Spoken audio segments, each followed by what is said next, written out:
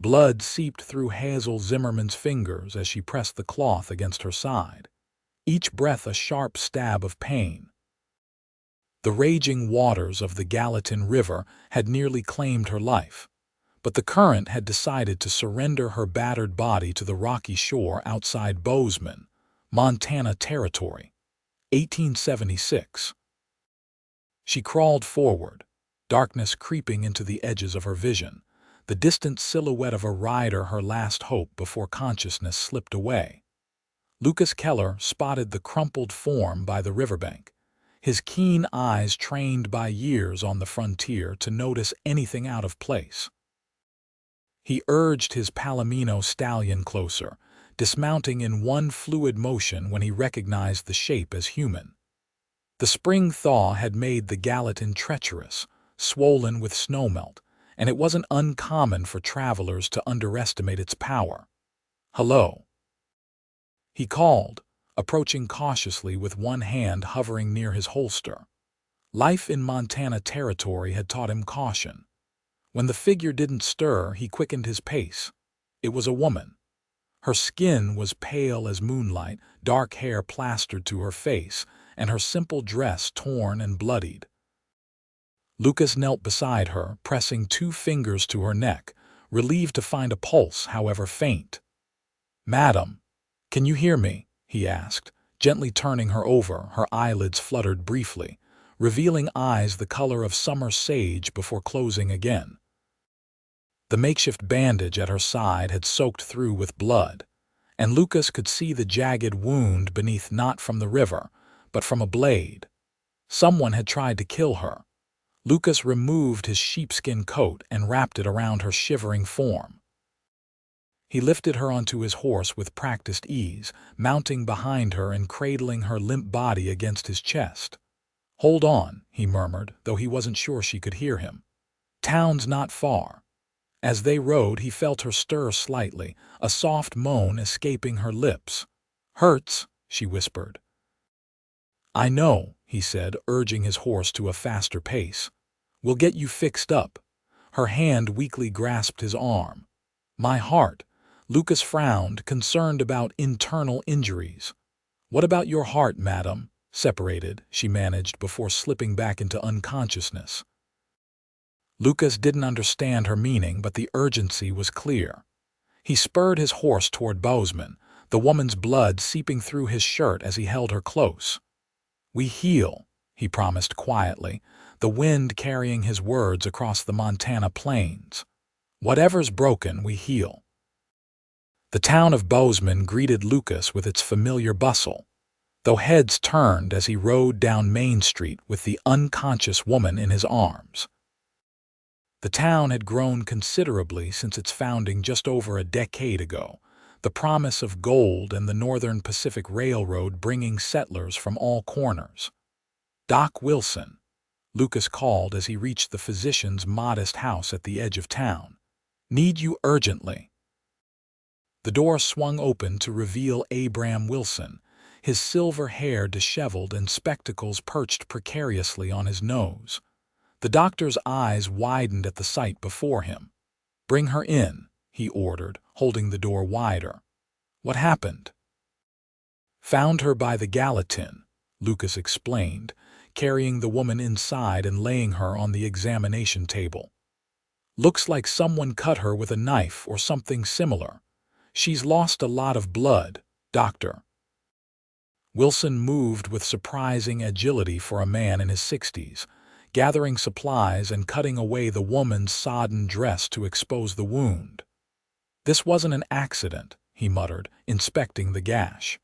"Clean cut, deliberate. Lucas, I need hot water and my surgical kit." Lucas moved quickly, having assisted the doctor before during his years in Bozeman. He'd come to Montana as a young man of 23, seeking adventure and opportunity after the war. 7 years later, he'd established himself as one of the more respected ranchers in the area, though he kept mostly to himself. As the doctor worked to clean and suture the wound, the woman stirred, her eyes opening wide with panic. "My heart," she gasped, trying to sit up before Dr. Wilson gently pushed her back. "Stay still, miss," he instructed. "You've been badly injured." Her eyes darted around the room until they found Lucas. "The locket," she said, her voice barely audible. "Did you find it?" My heart separated, understanding dawned on Lucas. "A locket. Is that what you mean?" She nodded weakly, tears forming in her eyes. "Gold shaped like a heart. It opens. 2 halves. It's all I have left of them." "I'll find it," Lucas promised, meeting her gaze steadily. "Rest now. Let the doctor tend to you." Relief flooded her face before her eyes closed again, her body surrendering to exhaustion. Dr. Wilson glanced up from his work. "She's lucky. The blade missed anything vital, but she's lost a significant amount of blood. She'll need time to recover." "I'll go back to the river, see if I can find this locket," Lucas said, moving toward the door. "Will she be all right here?" The doctor nodded. "Sheriff Daniels should be informed. Someone tried to kill this woman, Lucas. That means trouble, possibly for Bozeman." Lucas's jaw tightened. "I'll speak with him after I search the riverbank. Keep her safe, Doc." The afternoon sun was beginning its descent when Lucas returned to the spot where he'd found the woman. He dismounted, eyes carefully scanning the rocky shore. The river rushed past, indifferent to the violence it had witnessed. After nearly an hour of searching, a glint of metal caught his eye, wedged between 2 rocks at the water's edge. He reached down, fingers closing around a gold locket, its chain broken. It was indeed heart-shaped, though dented on one side. Lucas carefully opened it to reveal 2 small daguerreotypes, an older couple, perhaps the woman's parents. He slipped it into his pocket and headed toward the sheriff's office. Sheriff Thomas Daniels was a man of few words but considerable action. A former Union soldier like Lucas, he'd come west seeking purpose after witnessing too much death. "Found a woman by the river," Lucas explained, taking a seat across from the sheriff's desk. "Someone tried to kill her, stabbed her and left her to drown." The sheriff's bushy eyebrows drew together. "Any idea who she is?" "None. She's at Doc Wilson's now, unconscious mostly. Asked about this." He placed the locket on the desk. Sheriff Daniels picked it up, examining it carefully. "No inscription. Could be anyone." "There's more," Lucas continued. "I found tracks leading to and from the river. 2 horses, one heavier than the other. And this." He pulled out a scrap of fabric, caught on a branch nearby. Fine material, not something a common traveler would wear. The sheriff nodded slowly. "I'll ask around, see if anyone's noticed strangers in town." Any woman traveling alone would have been remembered. "I'll check the stagecoach records," Lucas offered. "And the railroad." As he turned to leave, Sheriff Daniels called after him. "Lucas, be careful. If someone wants this woman dead, they might not take kindly to interference." Lucas nodded grimly. He was no stranger to danger, having fought in the war and survived the harsh realities of frontier life. But something about the woman's vulnerability stirred a protective instinct in him that went beyond mere duty. When he returned to the doctor's house, he found the woman awake, propped up slightly against pillows. Color had returned to her cheeks, though her eyes remained wary. "You're back," she said softly as he entered. Lucas nodded, approaching her bedside. "I found something that might belong to you." He held out the locket, her face transformed with relief and joy, thin fingers reaching for the golden heart. "Thank you," she whispered, clutching it to her chest. "Thank you." "I'm Lucas Keller," he said, pulling a chair closer. "My ranch is a few miles outside of town." She hesitated, eyes darting to the door before answering. "Hazel Zimmerman." "Miss Zimmerman, you're safe here," Lucas assured her. "But I need to know what happened. Who did this to you?" Hazel's fingers tightened around the locket. "Men hired by my stepfather, Howard Blackwell. He wants me dead." "Why?" Lucas asked, keeping his voice gentle. She took a shaky breath. My mother died 3 months ago. She was wealthy and left everything to me. Howard was furious. He tried to contest the will, but when that failed, she gestured to her bandaged side. 2 men ambushed me on my way west. I thought I'd outrun them, but they found me near the river. You're not from Montana, then? Boston, she replied. I was heading to San Francisco. I have an aunt there. Hazel's eyes filled with tears. I never thought he'd actually try to kill me. We never got along, but this. Lucas's jaw tightened. The sheriff needs to know these men could still be in the area. Fear flashed across her face. They'll come back when they realize I survived. Let them try, Lucas said firmly. Bozeman takes care of its own. Hazel looked at him curiously. But I'm not one of your own. You don't know me. Lucas met her gaze. You are now, Miss Zimmerman. The moment I pulled you from that river. Something passed between them then, a connection neither could fully explain. Hazel broke the silence first, her fingers working to open the damaged locket. It won't open, she said, frustration evident in her voice. Lucas held out his hand. May I? She hesitated only briefly before placing the locket in his palm. His stronger fingers worked carefully, easing the dented metal until the heart separated into its 2 halves, revealing the portraits inside. My parents, she explained as he handed it back. My real father died when I was 12. Mother remarried 5 years ago. Her thumb traced the small image of the woman. I never thought Howard capable of this. She loved him. Men do desperate things for money, Lucas said, his voice hardening. And desperate men are dangerous.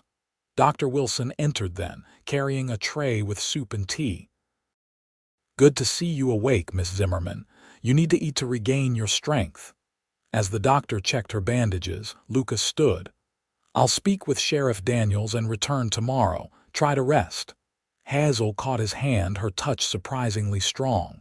Thank you, Mr. Keller. I don't know how to repay you. No need, he replied, suddenly aware of how small and warm her hand felt in his. Just focus on healing. As Lucas left, Dr. Wilson gave him a knowing look. Been a while since I've seen you so concerned about someone, Lucas. Lucas adjusted his hat, uncomfortable with the observation. Just doing what anyone would. The doctor's eyes crinkled with amusement. If you say so. I've known you 7 years, son. Never seen you look at anyone the way you looked at her just now. Lucas didn't respond, but as he mounted his horse and rode toward his ranch, he couldn't deny the strange pull he felt toward Hazel Zimmerman. There was something about her courage, facing death, and still worrying about a locket rather than herself, that resonated with him. The following days established a pattern. Lucas would check on Hazel each morning, bringing fresh supplies and news from town. Sheriff Daniels had posted men to watch for strangers, and Lucas had arranged for deputies to take shifts outside the doctor's house. No one matching the description of Hazel's attackers had been seen, but Lucas remained vigilant. On the 5th day, Dr. Wilson declared Hazel strong enough to sit outside for short periods. Lucas arrived to find her in a rocking chair on the porch, wrapped in a quilt despite the warm spring day. You look better, he observed, taking the chair beside her. Hazel smiled, the expression transforming her face. Dr. Wilson is a miracle worker, and Mrs. Patterson brought me this dress. She gestured to the simple blue garment that had replaced her ruined clothes. The whole town's talking about you, Lucas said. The mysterious Eastern lady rescued from the river. Hardly mysterious, Hazel replied. Just unfortunate. Lucas studied her profile, noting how the sunlight brought out auburn highlights in her dark hair. Doctor Wilson says you'll be well enough to travel in another week or so. Something like disappointment flickered in her eyes. Yes, I suppose I should continue to San Francisco as soon as possible.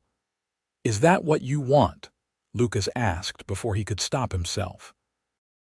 Hazel looked at him, surprise evident in her expression. I don't know any more. Everything's happened so quickly. She touched the locket around her neck. I've been running for so long, I haven't had time to think about what I actually want. You could stay, Lucas suggested, the words coming more easily than he'd expected. Bozeman's growing. We need teachers, shopkeepers, people with fresh perspectives. A small smile played at her lips. Are you speaking for the town, Mr. Keller, or for yourself? The directness of her question caught him off guard. Both, perhaps. Their conversation was interrupted by the sound of approaching hooves. Sheriff Daniels rode up, his expression grave. Lucas, he called, dismounting quickly. 2 men checked into the hotel last night. Eastern clothes, asking questions about a dark-haired woman. Lucas stood, positioning himself instinctively in front of Hazel. Did they give names? Smith and Jones, the sheriff replied with a grimace. Original. They claimed to be looking for a missing relative, but Malcolm at the saloon overheard them talking about finishing the job. Hazel's face had drained of color. It's them, she whispered. They've found me. Lucas turned to her. We need to move you somewhere safer. My ranch is isolated, defensible. I agree, Sheriff Daniels said. I can't spare men to watch the doctor's house around the clock, and these fellows look professional, not your typical frontier ruffians. Hazel's hands trembled slightly as she clutched the quilt. I won't put anyone else in danger. Perhaps I should just leave, draw them away from town. That's not happening, Lucas said firmly. You're still healing, and even at full strength, you'd be no match for hired killers. Dr. Wilson, who had been listening from the doorway, stepped forward. Lucas is right. The wound could reopen if you travel too soon. You need at least another week of rest. Then it's settled, Lucas declared. We'll leave for my ranch at dusk when there are fewer eyes to see us go. Sheriff Daniels nodded. I'll spread word that the lady's condition has worsened, that she's confined to bed. Might buy you some time. As preparations were made, Hazel watched Lucas with growing admiration. This man who owed her nothing was risking his safety for hers, organizing her protection with calm efficiency. In Boston, men had pursued her for her fortune or family connections, their attentions always tinged with calculation. Lucas Keller's straightforward concern felt refreshingly genuine. By evening, Dr. Wilson had prepared a wagon with a makeshift bed in the back, concealed by canvas. Lucas helped Hazel into it, supporting her weight as she winced from the movement. It's about an hour's ride, he explained, making sure she was comfortable. Try to rest. The road gets rough in places. Hazel settled back against the blankets, her hand finding his arm. Thank you, Lucas. I don't deserve such kindness from a stranger. Lucas covered her hand with his own. You're not a stranger anymore, Hazel. The journey to Lucas's ranch passed in tense silence, both alert for any sign of pursuit. When they finally arrived, Hazel peered out from beneath the canvas to see a substantial log house nestled against a backdrop of pine-covered hills, a barn and several outbuildings nearby. It was modest compared to her stepfather's Boston mansion, but there was a solidity to it that spoke of permanence and care. Home, Lucas said simply, helping her down from the wagon. Inside, the house was surprisingly comfortable. A large stone fireplace dominated the main room, surrounded by sturdy wooden furniture. Bookshelves lined one wall, filled with volumes that suggested a more educated man than his frontier appearance might indicate. You read Shakespeare? Hazel asked, noticing a collection of plays. Lucas smiled, a hint of self-consciousness in his expression. War gave me an appreciation for beauty in words. Not much else good came from it. He showed her to a small bedroom off the main room. It's not fancy, but it's clean. My mother made the quilt before she passed. It's lovely, Hazel said sincerely, touching the colorful patchwork. You live here alone, Lucas nodded. Have since I came west. Got a few hands who help with the cattle, but they've got cabins down by the south pasture. As Hazel settled into the bed, exhaustion from the journey overtaking her, Lucas hesitated in the doorway. I'll be right outside if you need anything, he said. No one knows you're here except the doctor and the sheriff. You're safe. Hazel believed him, she realized with surprise. In a world that had recently proven so treacherous, she trusted this quiet cowboy with her life after knowing him less than a week. Good night, Lucas, she whispered, already drifting toward sleep. Good night, Hazel, he replied softly, closing the door. Dawn broke with golden light streaming through the small window, rousing Hazel from the deepest sleep she'd had since her ordeal began. For a moment, she lay still, orienting herself to the unfamiliar surroundings. The scent of coffee and something cooking drifted under the door, and she could hear Lucas moving about in the main room. With careful movements, she rose and dressed in the simple clothes Mrs. Patterson had provided.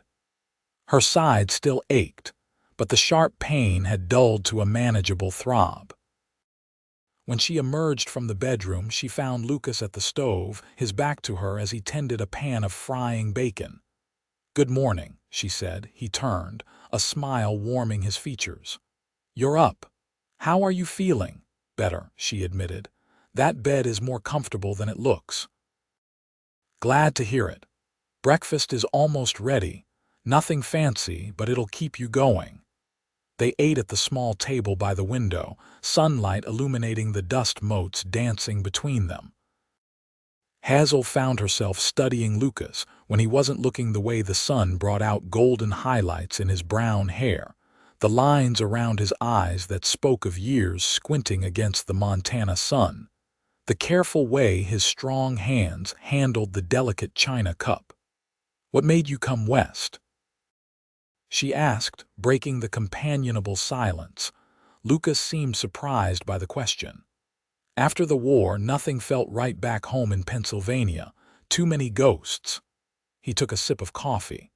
Out here, a man can build something new, be judged by what he does rather than where he comes from. Is that why you've stayed? To build something new, he nodded, his gaze moving to the window and the land beyond. This place was nothing but wilderness when I arrived. Now there's a house, barns, cattle, something that might last. It's beautiful, Hazel said sincerely. Lucas turned back to her, his expression softening. What about you? Before all this trouble, what did you want from life? The question caught her off guard. No one had asked her that before, not her mother, certainly not her stepfather, not even the suitors who had pursued her in Boston. I wanted to teach, she admitted. I love literature, history. Mother always said it was an impractical passion for someone of my station, but she shrugged. I volunteered at an orphanage, teaching the children to read.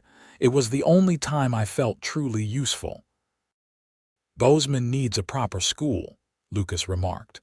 We've got nearly 30 children in town now, learning in the back room of the church when Reverend Mills can spare the time. Hope flickered in Hazel's chest at the thought. A new life, far from Boston and her stepfather's reach. A purpose beyond simply existing as an heiress. You think that's possible? She asked cautiously. Lucas met her gaze steadily. I think anything's possible once we deal with the men trying to kill you. Reality crashed back, and Hazel's fingers instinctively sought the locket around her neck. Yes. There's that small matter. Sheriff Daniels will send word when it's safe to return to town, Lucas assured her. Until then, we wait. The days that followed settled into an unexpected rhythm. Each morning, Lucas tended to his ranch duties, returning periodically to check on Hazel. In the afternoons, she would sit on the porch, regaining her strength while reading from Lucas's surprisingly extensive library. In the evenings, they would talk for hours, sharing stories and dreams as the fire crackled in the hearth. Hazel learned that Lucas had fought at Gettysburg, losing his younger brother in the battle. He'd returned home to find his parents broken by grief, his father dying soon after from a heart weakened by sorrow. His mother had followed within a year. "I had nothing left to keep me there," he explained one night, his voice soft with remembrance. "So I sold the farm, bought supplies, and headed west with no real plan beyond finding somewhere that didn't remind me of everything I'd lost." In turn, Hazel told him about growing up in Boston society, the stifling expectations and endless rules. "My father was different," she said, opening her locket to show Lucas the small portrait. "He encouraged my reading, my questions. After he died, Mother tried to mold me into a proper society lady, but it never quite took." "I'm glad it didn't," Lucas replied with a smile that warmed her more than the fire. On the 5th day at the ranch, Lucas returned from his morning rounds to find Hazel attempting to prepare lunch, her movements still careful but more confident. "You don't have to do that," he protested, taking off his hat as he entered. "I want to," she replied simply. "I'm tired of feeling useless." Lucas watched her for a moment, then moved to help, their bodies navigating the small kitchen space with growing familiarity. As he reached past her for plates, his hand accidentally brushed against hers. Both froze momentarily, the simple contact sending an unexpected current between them. "Sorry," Lucas murmured, stepping back. Hazel turned to face him, suddenly aware of how close they were standing. "Don't be," she said softly. Something shifted in Lucas's expression, his eyes darkening slightly as they dropped to her lips. For a breathless moment, Hazel thought he might kiss her, wanted him to kiss her. She realized with surprise. Instead, he cleared his throat and moved away, the moment passing like a cloud shadow across the prairie. That afternoon, Sheriff Daniels arrived with news.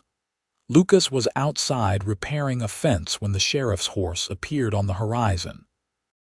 Hazel watched from the porch as the two men spoke, their expressions serious. When Lucas approached the house, his face was grim. "The men are still in town. They've been asking questions, offering money for information." "Has anyone talked?" Hazel asked, fear knotting in her stomach. Lucas shook his head. "Bozeman folks are loyal, but the sheriff thinks the men are getting suspicious about the story that you're still at the doctor's house. They've been watching it closely." "What do we do?" she asked, unconsciously moving closer to him. Lucas's jaw tightened. "Sheriff wants to set a trap. Use the doctor's house as bait, catch them when they make their move." "Using me as bait, you mean?" Hazel clarified. "No," Lucas said firmly. "Using the rumor of you, you'll stay here safe." Relief washed through her, followed quickly by guilt. "But what if someone gets hurt in my place? I couldn't bear that." Lucas placed his hands on her shoulders, his touch gentle but grounding. "No one's getting hurt. The sheriff has deputized several men. They'll be waiting inside the house when the killers make their move." Hazel looked up at him, searching his face. "And what about you? Will you be there?" A muscle twitched in his jaw. "I should be. I'm one of the best shots in the county." "But," she prompted, sensing his hesitation. "But I don't want to leave you alone," he admitted. "If something goes wrong, if they somehow learn you're here." His concern touched her deeply. "Lucas, you have to go. Help end this so we can." She trailed off, uncertain how to finish the sentence. "So we can what, Hazel?" he asked quietly, his eyes never leaving hers. "So we can see what might be possible," she finished, her heart racing at her own boldness. Lucas's expression softened, a tenderness there that made her breath catch. Slowly, giving her every chance to pull away, he leaned down and pressed his lips to hers. The kiss was gentle, questioning, but it sent heat coursing through Hazel's body. Her hands moved to his chest, feeling the steady beat of his heart beneath her palms. When they parted, Lucas rested his forehead against hers. "I've wanted to do that for days," he confessed. "I've wanted you to," she replied with a small smile. The moment was broken by Sheriff Daniels clearing his throat from the yard. "If you're coming, Lucas, we need to head back now. Want to be in position by nightfall." Lucas stepped back reluctantly. "Will you be all right here alone?" Hazel nodded.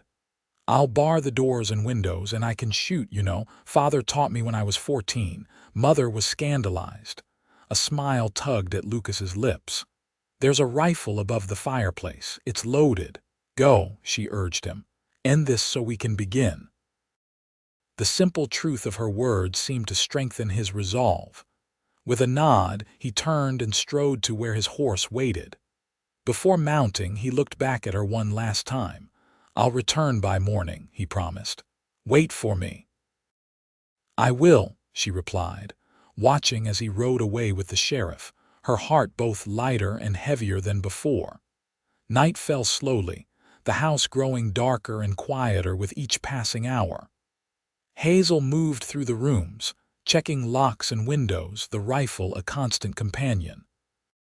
She tried to read, but couldn't focus, her mind constantly returning to the trap being set in town and to Lucas's kiss.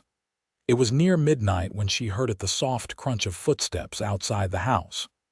Freezing in place, Hazel listened intently, hoping she'd imagined the sound.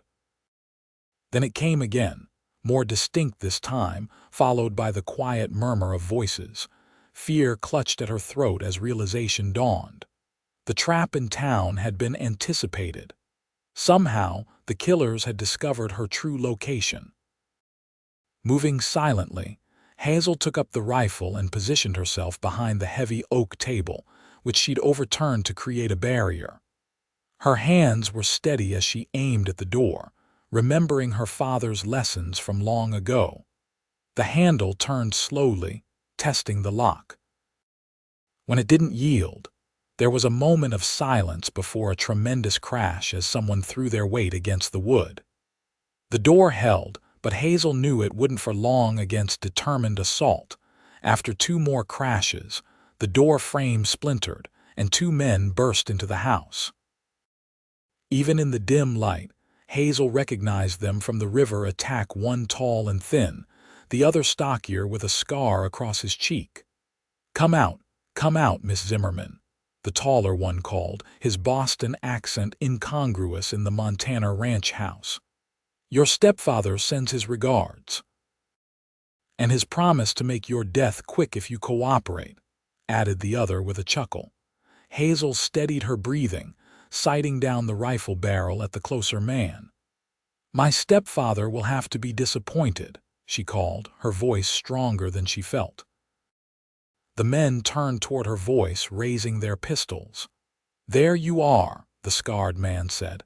"Howard did say you were stubborn." "Put down your weapons and leave," Hazel commanded.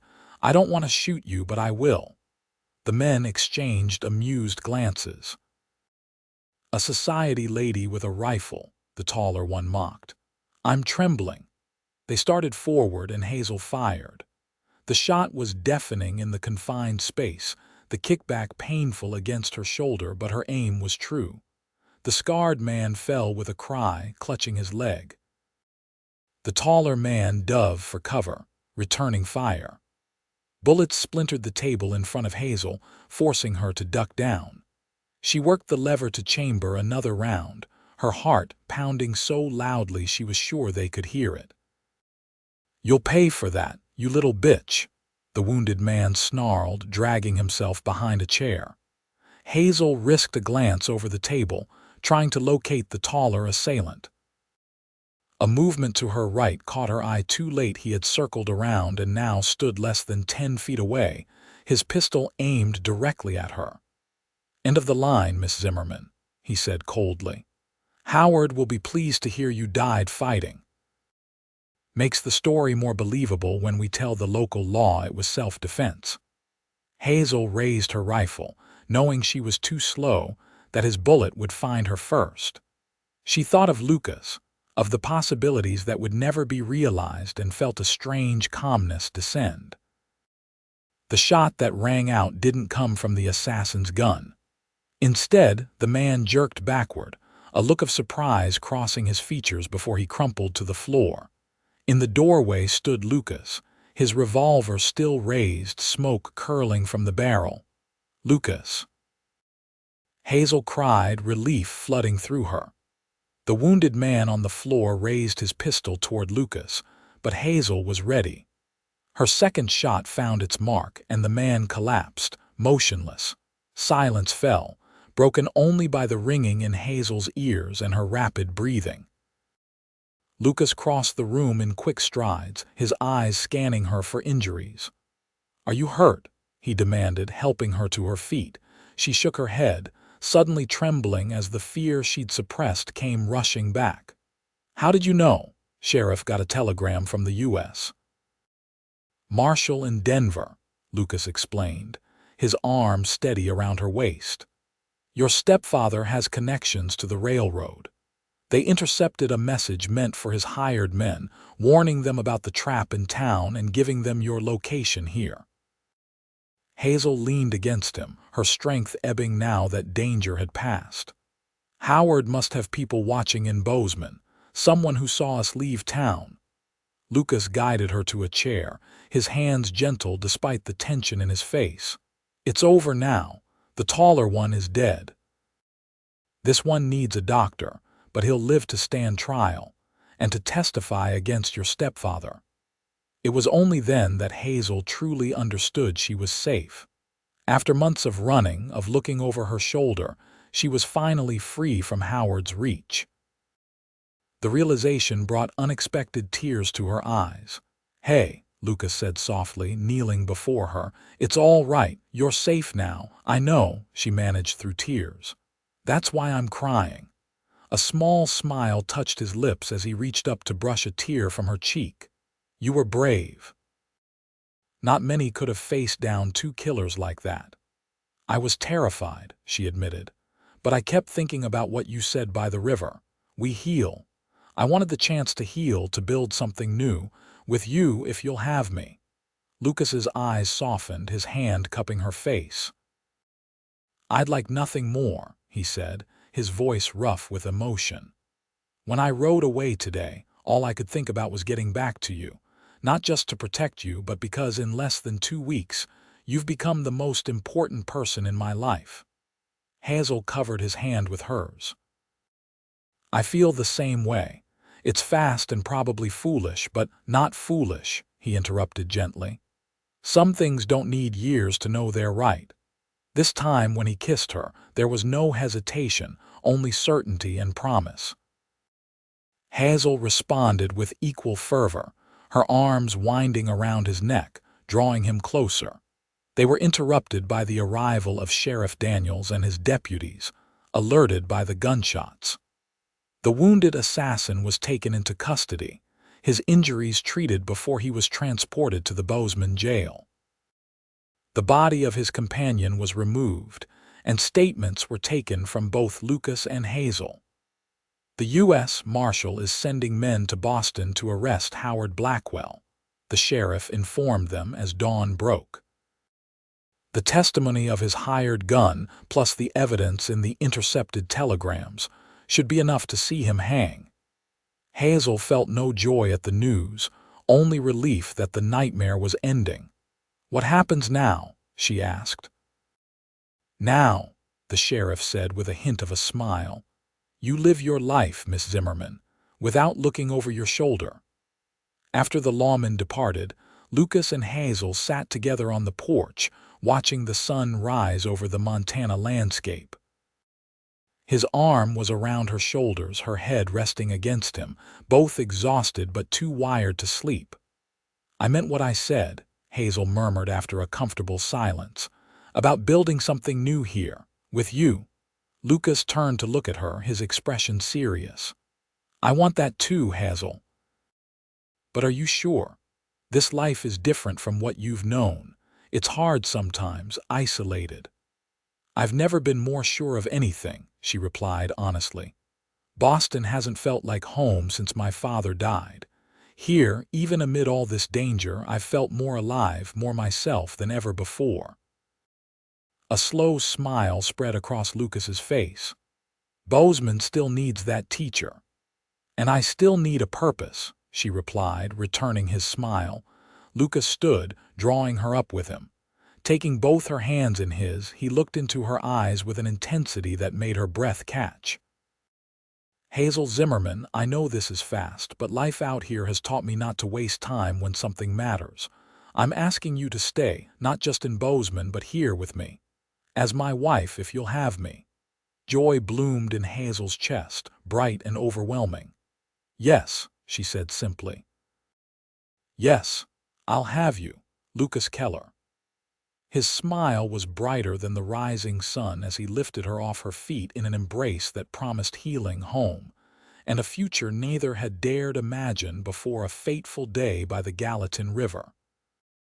Summer transitioned to autumn, painting the Montana landscape in golds and reds. Bozeman bustled with activity as merchants prepared for the approaching winter, stocking supplies and finalizing construction projects before the first snowfall. Among these projects was the town's first proper schoolhouse, a modest but sturdy building on Main Street. Inside, Hazel Keller arranged books on newly built shelves, her wedding ring catching the light from the large windows. The past months had brought profound changes. Howard Blackwell had been arrested and charged with attempted murder and conspiracy, his influence unable to shield him from the evidence against him. Hazel's inheritance had been secured, allowing her to fund both the school and improvements to Lucas's ranch. More significantly, the town of Bozeman had embraced her as one of their own. The women who had initially viewed the educated Easterner with suspicion now sought her advice on everything from literature to letter writing. The men respected her resilience in surviving both the assassination attempt and the harsh realities of frontier life. The sound of boots on the wooden floor drew Hazel from her thoughts. Lucas stood in the doorway, hat in hand, watching her with undisguised admiration. "School looks ready," he observed, crossing to her side. "Almost," she agreed. "The desks arrive next week, 20 of them, though Sheriff Daniels says we may need more by spring. Apparently 3 new families are arriving on the railroad next month." Lucas smiled, placing an arm around her waist. "Town's growing. Mayor's talking about a proper courthouse next year. Civilization encroaches," Hazel teased, knowing how Lucas sometimes missed the wilder days of the territory. "Some civilization I don't mind," he replied, pressing a kiss to her temple. "Especially when it brings school teachers who look like you." Hazel laughed, turning in his arms to face him. "Charmer, what brings you to town? I thought you were repairing fences today. Finished early, thought I'd surprise you, take you to dinner at the new hotel restaurant." "That sounds lovely," she said, reaching up to straighten his collar. "I just need to finish organizing these books." As she turned back to her task, Lucas caught her hand, his expression growing more serious. "Actually, there's something else. Got a letter today from the lawyer in Boston." Hazel tensed slightly. News from Boston rarely brought comfort. "What did it say?" "Your stepfather's trial is set for next month. The prosecutor wants you to testify." Hazel sighed, absently touching the locket around her neck, the tangible connection to her past that she still wore daily. "I knew this was coming. Will you come with me?" "Try and stop me," Lucas replied without hesitation. "I'm not letting you face that alone." Gratitude and love washed through her. "It will be strange, returning to Boston as Mrs. Keller rather than Miss Zimmerman." "Regrets?" Lucas asked, a hint of vulnerability in his voice.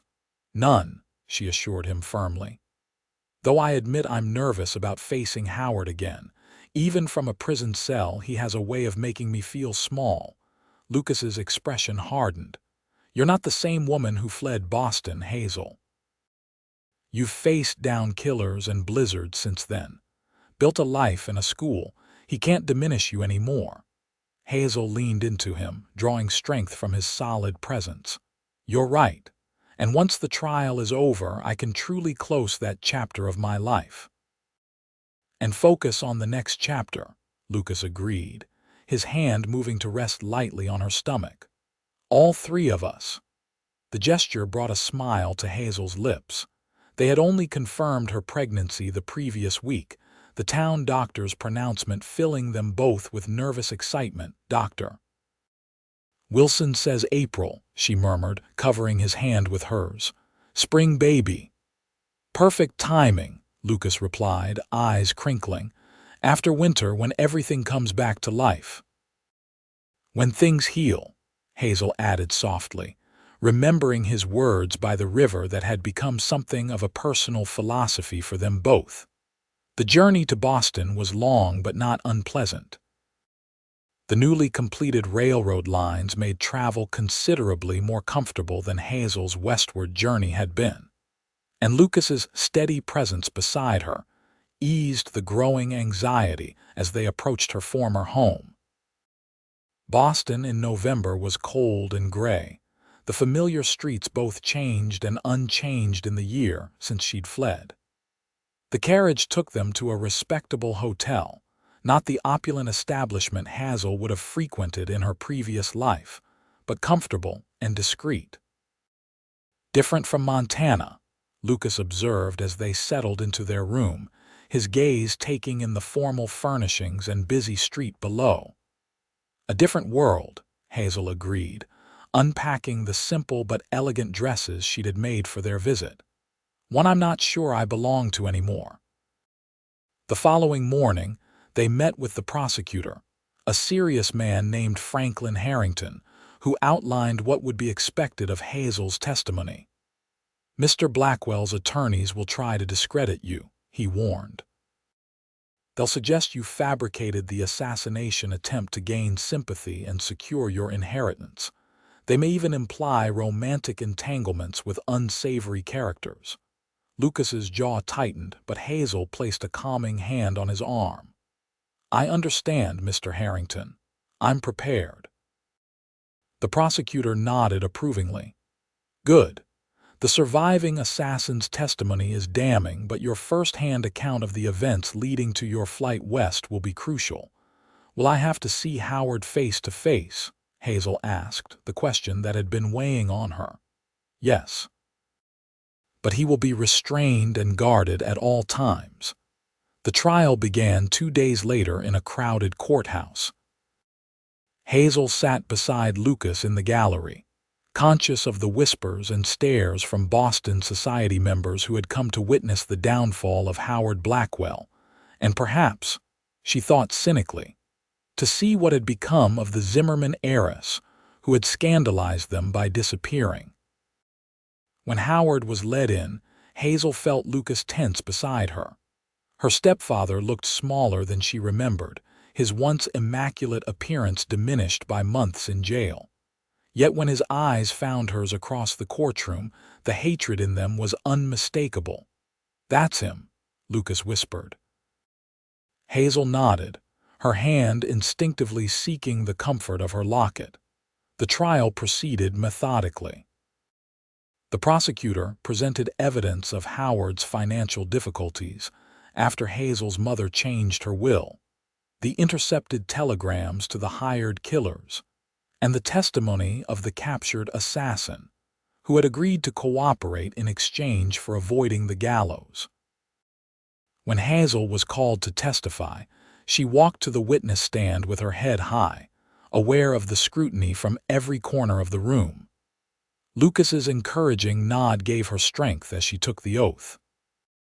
For over an hour, she recounted the events following her mother's death, Howard's initial charm giving way to resentment, the accidents that began to occur around her, her discovery of his attempts to access her inheritance, and finally, the overheard conversation that had sent her fleeing west.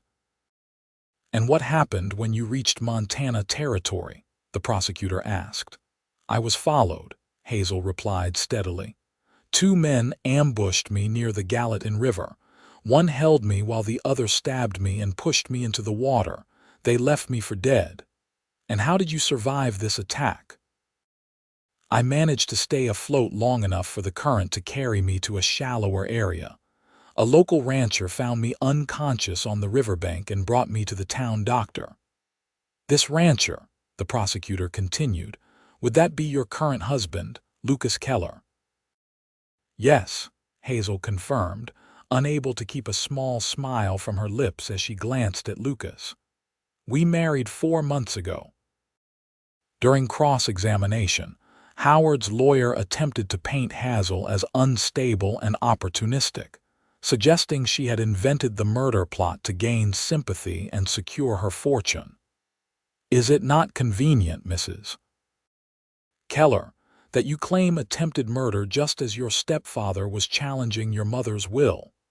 The defense attorney asked condescendingly. There was nothing convenient about being stabbed and left to drown, Hazel replied evenly, drawing a few shocked gasps from the gallery. Nor about spending months looking over my shoulder, fearing the men my stepfather sent would find me and finish the job. You expect this court to believe that a respected businessman like Howard Blackwell would resort to murder over an inheritance, when legal avenues were available to him? Hazel met the lawyer's gaze steadily. I expect this court to consider the evidence, the telegrams, the testimony of the very man Howard paid to kill me, and yes, my own account of what happened. Beyond that, I cannot speak to what the court will believe. The lawyer tried several more tactics, but Hazel remained composed, her responses clear and direct. When she was finally dismissed from the stand, she returned to Lucas's side, exhausted but relieved. You were magnificent, he whispered, his hand finding hers. The trial concluded 3 days later with a verdict that surprised no one. Howard Blackwell was found guilty of conspiracy to commit murder and sentenced to 20 years in prison. As he was led away, he turned to Hazel, his expression twisted with hatred. This isn't over, he snarled. You'll never be free of me. Lucas started forward, but Hazel held him back. It is over, Howard, she replied calmly. You have no power over me anymore. Outside the courthouse, reporters clamored for statements from the Zimmerman heiress and her frontier husband, but Lucas guided Hazel through the crowd to a waiting carriage. I want to go home, she said once they were alone, leaning against him in exhaustion. To Montana. Lucas wrapped an arm around her shoulders. We leave tomorrow. One last piece of business here first. The following morning, they visited the offices of Hazel's family lawyer, where she signed the final documents transferring a portion of her inheritance to establish a trust for orphan children in Boston, a cause her father had supported, and one that felt fitting as she prepared for the birth of her own child.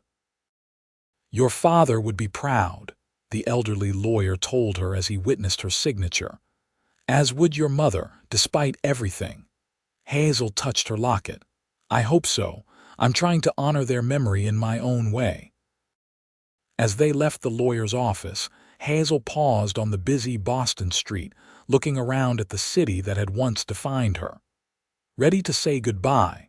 Lucas asked, understanding in his eyes. I already did, she replied, slipping her arm through his. When I chose to stay in Bozeman. This was just making it official.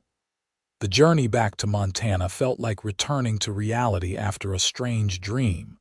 With each mile westward, Hazel felt lighter, the burden of her past finally lifting. By the time the familiar landscape of the Montana Territory came into view, she was filled with an overwhelming sense of homecoming. Winter settled over Bozeman with a peaceful blanket of snow, the town quieter as travel became more difficult. The school continued through the cold months, the children arriving bundled against the chill, eager for Hazel's lessons. At the ranch, Lucas had expanded their home, adding a nursery adjacent to their bedroom. On evenings when snow fell outside, they would sit by the fire, Lucas reading aloud while Hazel worked on a quilt for the baby, patterned after the one Lucas's mother had made. "You think it will be a boy or a girl?" Hazel asked one such evening, her hand resting on her growing belly. Lucas looked up from his book. "Doesn't matter to me. Healthy is all I care about." Very diplomatic, she teased.